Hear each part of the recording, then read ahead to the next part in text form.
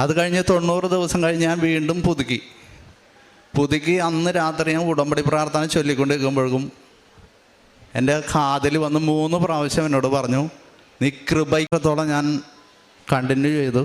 പിന്നെ അത് കഴിഞ്ഞിട്ട് ഞാൻ 2022 ഏപ്രിൽ 10-ാം തീയതിയാണ് ഞാൻ പിന്നെ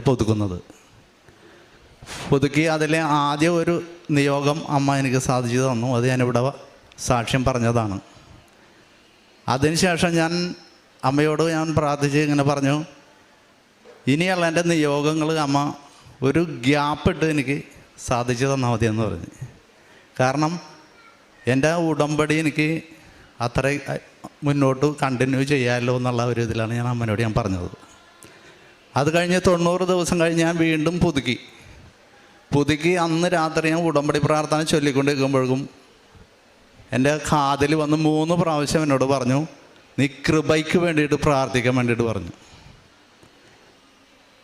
അങ്ങനെ ഞാൻ കൃപയ്ക്ക് വേണ്ടിയിട്ട് പ്രാർത്ഥിച്ച് തുടങ്ങി കഴിഞ്ഞപ്പോഴേക്കും സഹനങ്ങൾ വരാൻ തുടങ്ങി. ജീവിതത്തിൽ ഒരുപാട് സഹനങ്ങൾ വന്നു. അതെൻ്റെ തൊഴിലിനെ വരെ ബാധിച്ചു.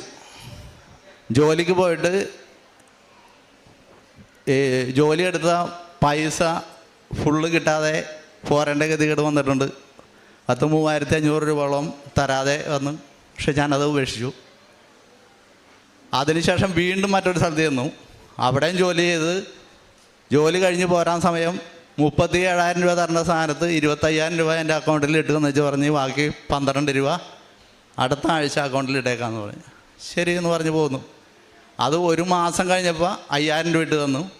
വീണ്ടും 2 മാസം കഴിഞ്ഞപ്പോഴാണ് ബാക്കി 7,000 രൂപ അക്കൗണ്ടിൽ ഇട്ട് തന്നു. ഇതൊക്കെ മാതാവ് തരുന്നൊരു സഹനമായിട്ട് ഇട്ട്.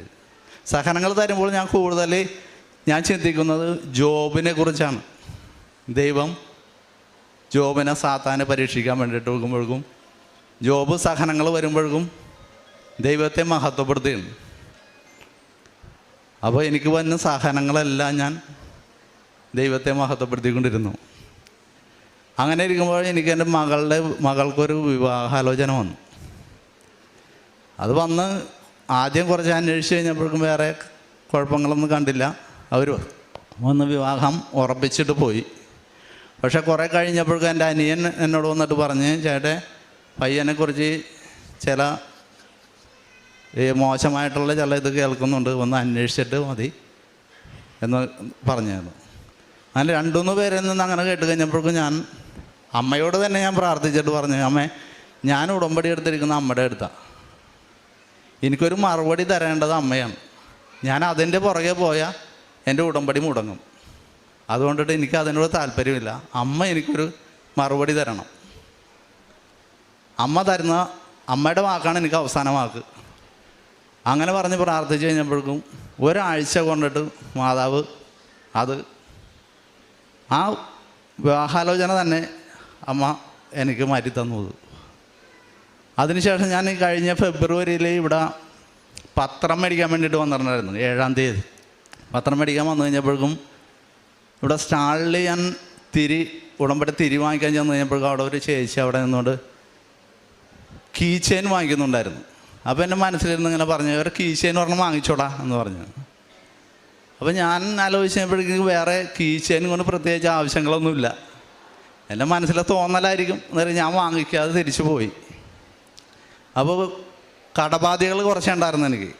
അത് തന്നെയല്ല, മകൾ ജോലിക്ക് പോകുമ്പോൾ രാത്രി വൈകി വരുന്നത് കൊണ്ടിട്ട് ബസ് കിട്ടാതല്ലേ. അപ്പോൾ മകൾക്കൊരു വണ്ടി എടുക്കണമെന്ന് പറഞ്ഞപ്പോൾ മകൾ ഇങ്ങനെ പറഞ്ഞപ്പോൾ ഞാൻ പറഞ്ഞ്, ചിട്ടി വീഴട്ടെ, 2 ചിട്ടിയുണ്ട്, അത് കിട്ടിയിട്ട് വാങ്ങിക്കാമെന്ന് പറഞ്ഞപ്പോൾ മകൾ പറഞ്ഞു, ചിട്ടി കിട്ടിയിട്ട് ഇനി എപ്പോഴാണ്, അതൊക്കെ മാതാവ് ക്രമീകരിച്ച് തന്നോളൂ എന്ന് പറഞ്ഞു. ഞാൻ ഇത് കഴിഞ്ഞിട്ട് അവിടെ ചെന്ന് പിറ്റേ ഞായറാഴ്ച പള്ളിയിൽ പോയി. പള്ളിയിലൊക്കെ കഴിഞ്ഞ് കഴിഞ്ഞിട്ടുണ്ടെങ്കിൽ 2-3 സംഘടനകളിലൊക്കെ വെള്ളാറണം, വിൻസെൻ്റ് പോളിലൊക്കെ വെള്ളാറണം പോയി വൈകിയേ വരുള്ളൂ. 9 മണിക്ക് ഞാൻ തിരിച്ച് വരുമ്പോഴേക്കും എൻ്റെ ഒരു സുഹൃത്ത് എന്നോട് പറഞ്ഞ്, താനവിടെയാണ് ഇത്, തനിക്ക് ചിട്ടി വീണിട്ടുണ്ട്, തന്നെ അവിടെ അന്വേഷിക്കുന്നുണ്ടെന്ന് പറഞ്ഞു. അപ്പോൾ ഞാൻ വീട്ടിൽ ചെന്ന് കഴിഞ്ഞപ്പോൾ അനിയൻ എന്നോട് പറഞ്ഞ്, ചേട്ടാ ചിട്ടി വീണിട്ടുണ്ട്. ഞാൻ പറഞ്ഞു, ഞാൻ അറിഞ്ഞു, മാതാവ് എല്ലാം ക്രമീകരിച്ച് തരുന്നുണ്ട് എന്ന് പറഞ്ഞു. അതല്ല ചേട്ടാ, 2 ചിട്ടിയും ചേട്ടന് തന്നെ വീണിരിക്കുന്നതെന്ന് പറഞ്ഞു. അങ്ങനെ എൻ്റെ കടബാധ്യതകളെല്ലാം മാതാവ് മാറ്റി തരികയും ചെയ്ത് മകൾക്ക് വണ്ടി എടുക്കാനായിട്ട് സാധിച്ചു. വണ്ടി ബുക്ക് ചെയ്യാൻ വേണ്ടി പൈസ എൻ്റെ മകൻ്റെ കയ്യിലേക്ക് ഞാൻ ഇങ്ങനെ കൊടുക്കാനായിട്ട് നീട്ടിയ പൈസ ഞാൻ പിൻവലിച്ച് പെട്ടെന്ന്. അപ്പോഴാണ് ഞാൻ ഓർത്തത്, അപ്പം മാതാവ് ഇവിടെ വെച്ച് എന്നോട് പറഞ്ഞ കീ ചെയിൻ വാങ്ങിക്കാൻ പറഞ്ഞത് ഇതെല്ലാം ക്രമീകരിച്ചുകൊണ്ടിട്ടാണ് മാതാവ് പറഞ്ഞത് എനിക്ക്. അപ്പോഴാണ് മനസ്സിലായത്. അതുകൂടാതെ കാരുണ്യപ്രവൃത്തി ഞാൻ ഒരുവണം എറണാകുളം ആശുപത്രിയിൽ ചെന്നിട്ട് രോഗികളെ കണ്ട് തിരിച്ചു പോകുന്നെങ്കിൽ എനിക്കത് ഒരു തൃപ്തിയായിട്ട് തോന്നിയില്ല. അന്ന് രാത്രി ഞാൻ ഉടമ്പടി പ്രാർത്ഥന ചെല്ലുമ്പോഴേക്കും എന്നോട് വന്നിട്ട് മാതാവ് എന്ന് പറഞ്ഞ്, നീ എറണാകുളം ജനറൽ ആശുപത്രിയിൽ ചെന്നിട്ട് ക്യാൻസർ വാർഡിൽ ചെന്നിട്ട് അവിടുത്തെ ഡ്യൂട്ടി നഴ്സിനോട് നീ ചോദിക്കണം, ഒരു നേരം പോലും മരുന്ന് വാങ്ങാനായിട്ട് കഴിവില്ലാത്തവരുണ്ടാവും അവിടെ, അവരെ ചെന്ന് സഹായിക്കാൻ പറഞ്ഞു. അങ്ങനെ ഞാൻ അങ്ങനെ പിറ്റേ ദിവസം ചെന്ന് അവിടെ ചെന്ന് ചോദിച്ചു കഴിഞ്ഞപ്പോഴേക്കും ഒരു 37 വയസ്സുള്ള ഒരു ചെറുപ്പക്കാരൻ ക്യാൻസറായിട്ട് കിടക്കുന്നുണ്ടായിരുന്നു. അത് വളരെ ബുദ്ധിമുട്ട് അനുഭവിക്കുന്ന വ്യക്തിയായിരുന്നു. ആ വ്യക്തിയെ ഞാൻ ചെന്ന് കണ്ടു, അവനെ സഹായിച്ചു. അവന് ഉടമ്പടി തൈലിനെ ഞാൻ പുരട്ടി പ്രാർത്ഥിച്ചിട്ടൊക്കെ പോകുന്നു. 2 തവണ ഞാൻ ആ വ്യക്തിയെ പോയി ചെന്ന് കണ്ട് ഞാൻ സാമ്പത്തികമായിട്ട് ഞാൻ സഹായിച്ചു പോകുന്നതാണ്. പിന്നെ അതുകൂടാതെ ഒരുപാട് ആൾക്കാരെ ഞാൻ സാമ്പത്തികമായിട്ട് ഞാൻ ഇങ്ങനെ പല കാര്യങ്ങൾക്കും സഹായിച്ചിട്ടുണ്ട്. അതുകൂടാതെ എൻ്റെ നാട്ടിൽ 2 വീടുകൾ, ഒരു നിവൃത്തിയില്ലാത്ത 2 കുടുംബങ്ങൾക്ക് വീട് വെച്ച് കൊടുക്കുന്നുണ്ടായിരുന്നു. അതിൽ അവരെ സഹായിച്ച് ഇത് കഴിഞ്ഞ് പിന്നെ ഒരു സാമ്പത്തികമായിട്ട് ഞാൻ കാർപ്പൻ്ററാണ്.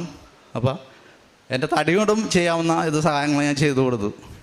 അപ്പോൾ ഇത് എൻ്റെ മകൾ അറിഞ്ഞിട്ട് എൻ്റെ മകൾ എന്നോട് ചോദിച്ചത്, അപ്പോൾ പൈസ കൊടുത്തോ എന്ന് ചോദിച്ചു. ഞാൻ അവനെ കൊടുത്തു. അപ്പോൾ നമ്മളുടെ വീട് ആര് ചെയ്തു തരുമെന്ന് ചോദിച്ചു. അപ്പം മകൾ എന്നോട് അത് പറഞ്ഞതെന്ന് വെച്ചാണെങ്കിൽ 2018 വെള്ളപ്പൊക്കം വന്നതിന് ശേഷം വീട് ഇത്തിരി ശോചനീയ അവസ്ഥയിലാണ് എൻ്റെ വീട്. അപ്പോൾ അങ്ങനെ അതുകൊണ്ടിട്ട് മകളങ്ങനെ ചോദിച്ചു. ഞാൻ പറഞ്ഞു, അത് മാതാവ് ചെയ്തു തരും മോളെ എന്ന് പറഞ്ഞ്. ആ മാതാവ് ചെയ്തു തരുമെന്ന് പറഞ്ഞാൽ അപ്പോൾ ഇരുന്നു എന്ന് പറഞ്ഞ്. അന്നേരം ഞാൻ മോളോട് ഇത്ര പറഞ്ഞുള്ളൂ, ഇല്ലായ്മയിൽ നിന്ന് കൊടുത്തു തുടങ്ങുമ്പോഴേ ഉള്ളപ്പോൾ കൊടുക്കാനുള്ള മനസ്സുണ്ടാവുള്ളൂ എന്ന് പറഞ്ഞു. അമ്മയ്ക്കും മാതാവിനും എനിക്ക് ചെയ്തു തന്ന എല്ലാ കൃപകൾക്കും അനുഗ്രഹങ്ങൾക്കും നന്ദി പറഞ്ഞു. സ്നേഹം നിറഞ്ഞവരെ, ജോസഫ് എന്ന സഹോദരൻ തൻ്റെ ഉടമ്പടി സാക്ഷ്യം തുടങ്ങിയപ്പോൾ നമ്മളോട് പറഞ്ഞതാണ്, പരിശുദ്ധ അമ്മയിൽ നിന്ന് കൃപ സ്വീകരിക്കുവാനായിട്ട് ഞാൻ പ്രാർത്ഥിച്ചുവെന്ന്. ഉടമ്പടി ജീവിതം കൃപയുടെ ജീവിതമാണ്. ഒരുപക്ഷെ താൽക്കാലികമായിട്ടുള്ള ഭൗതികമായിട്ടുള്ള നേട്ടങ്ങൾക്ക് വേണ്ടി ആയിരിക്കാം നമ്മൾ ഉടമ്പടി എടുക്കുവാനായിട്ട് ഈ ആലയത്തിലേക്ക് കടന്നു വരുന്നത്. ഉടമ്പടി എടുത്ത് ജീവിച്ച് കടന്നു പോകുമ്പോൾ നമ്മൾക്കുണ്ടാകേണ്ട ഏറ്റവും വലിയ തിരിച്ചറിവെന്ന് പറയുന്നത് ഇത് കൃപ സ്വീകരിക്കുവാനായിട്ടുള്ള നിത്യതയോളം നമ്മളെ എത്തിക്കുന്ന പ്രാർത്ഥനാ ജീവിതമാണ് എന്നുള്ള വലിയ ബോധ്യത്തിലേക്ക് നമ്മളെ കൂട്ടിക്കൊണ്ട് വരിക എന്നുള്ളതാണ്. പ്രിയമുള്ളവരെ, ആ ബോധ്യത്തിലേക്ക് വളരുവാനായിട്ട് പരിശുദ്ധ അമ്മ ഈ സഹോദരനെ സഹായിച്ചു എന്നുള്ളതാണ് ഈ സാക്ഷ്യം കേൾക്കുമ്പോൾ നമ്മൾ മനസ്സിലാക്കേണ്ടത്. ഈ സഹോദരൻ പറയുകയായിരുന്നു, ഓരോ പ്രാവശ്യവും പരിശുദ്ധ അമ്മ ഓരോ കാര്യങ്ങളും പറഞ്ഞു ചെയ്യിക്കുന്ന വലിയ അനുഭവത്തിലേക്ക് ഈ സഹോദരന് നടന്നെടുക്കുവാനായിട്ട് വളർന്നു വരുവാനായിട്ട് സാധിച്ചുവെന്ന്. പരിശുദ്ധ അമ്മയുടെ വലിയ മധ്യസ്ഥവും പരിശുദ്ധ അമ്മയുടെ വലിയ സാന്നിധ്യവും പരിശുദ്ധ അമ്മയുടെ വലിയ കൂട്ടും ഈ സഹോദരൻ്റെ ഉടമ്പടി ജീവിതത്തിൽ നമുക്ക് കാണുവാനായിട്ട് സാധിച്ചു. ഭൗതികമായിട്ടുള്ള ഓരോ കാര്യങ്ങളിലും എങ്ങനെയാണ് ഒരു വ്യക്തിയുടെ ജീവിതത്തിൽ പരിശുദ്ധ അമ്മ ഉടമ്പടി എടുത്തു കഴിയുമ്പോൾ കൂടെ നടക്കുന്നതെന്നും കൂട്ടായിരിക്കുന്നതെന്നും സംസാരിക്കുന്നതെന്നും നമുക്ക് ഈ സാക്ഷ്യത്തിൽ കാണുവാനായിട്ട് സാധിച്ചു. അതുപോലെ തന്നെ ഈ സഹോദരൻ നമ്മളോട് പങ്കുവച്ചു എങ്ങനെയാണ് കാരുണ്യ പ്രവർത്തികളും പ്രേക്ഷിത പ്രവർത്തനങ്ങളും ചെയ്യുവാനായിട്ട് തനിക്ക് മനസ്സുണ്ടായതെന്ന്. ഈ സഹോദരൻ പറഞ്ഞതിൽ ശ്രദ്ധേയമായിട്ടുള്ളൊരു കാര്യമെന്ന് പറയുന്നത്, ഇല്ലാത്ത സമയത്ത് കൊടുക്കുവാനായിട്ട് നമ്മൾ തയ്യാറാകുമ്പോഴാണ് നമ്മളുടെ സമൃദ്ധിയിലും നമുക്കത് തുടരുവാനായിട്ട് സാധിക്കുന്നതെന്ന്. പ്രിയമുള്ളവരെ, ഈ സഹോദരൻ്റെ ജീവിത സാക്ഷ്യം കേൾക്കുമ്പോൾ നമുക്ക് നമ്മളെ തന്നെ വിശുദ്ധീകരിക്കുവാനായിട്ട് പരിശ്രമിക്കാം. നമ്മളുടെ ഉടമ്പടി ജീവിതത്തെക്കുറിച്ച് ചിന്തിക്കുവാനായിട്ട് പരിശ്രമിക്കാം. ഉടമ്പടി ജീവിതം കൂടുതൽ അനുഗ്രഹിക്കപ്പെട്ട ജീവിതമായിട്ട് മാറ്റിയെടുക്കുവാനായിട്ട് നമുക്ക് പരിശ്രമിക്കാം. ഇരു കരങ്ങളും അടിച്ച് ഈ സഹോദരനോട് ചേർന്ന് നിന്നുകൊണ്ട് ദൈവനാമത്തെ മഹത്വപ്പെടുത്തി പരിശുദ്ധ അമ്മയ്ക്കും തിരുക്കുമാരനും നമുക്ക് നന്ദി പറയാം.